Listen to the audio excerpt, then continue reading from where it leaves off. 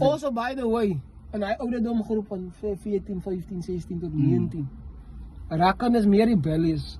Hulle, wie se opinie in hy ouderdom groep is meer belangrik? Compared to ouers en vriende.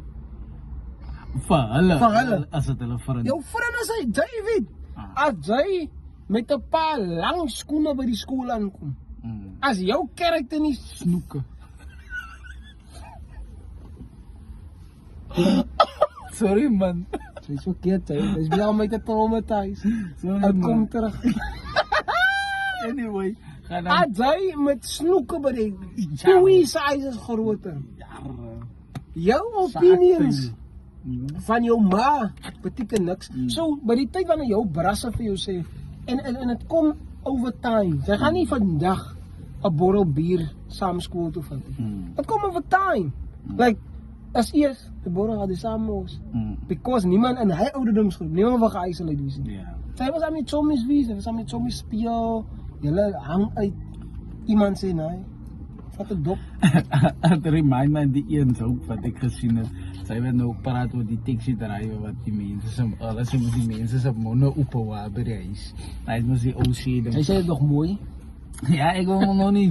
As mos nou 'n family show, as 'n family show. Anyway, aan die eens ook wat ek gesien het is 'n miljonair wat die een dame, ek kan nie die ouderdom onthou nie, swanger gemaak het. Toe gaan hy nou saam met die dame tot by die pa nie maar. Right? Toe sê die ryk ou die miljonair nou vir die pa. Kyk, dis wat gebeur. Ek het nou vir sy net swanger gemaak, right?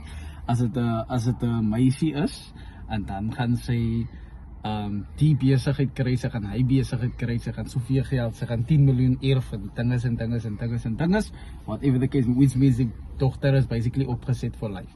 En hy sê as dit 'n boy is, right, dan gaan hy die business van my kry, hy gaan hy business van my kry, en hy gaan hy business van my kry, en hy gaan soveel geld erf. En toe vra hy nou vir die pa, wat gebeur as dit 'n miskraam is? Toe beantwoord die pa, sy try weer.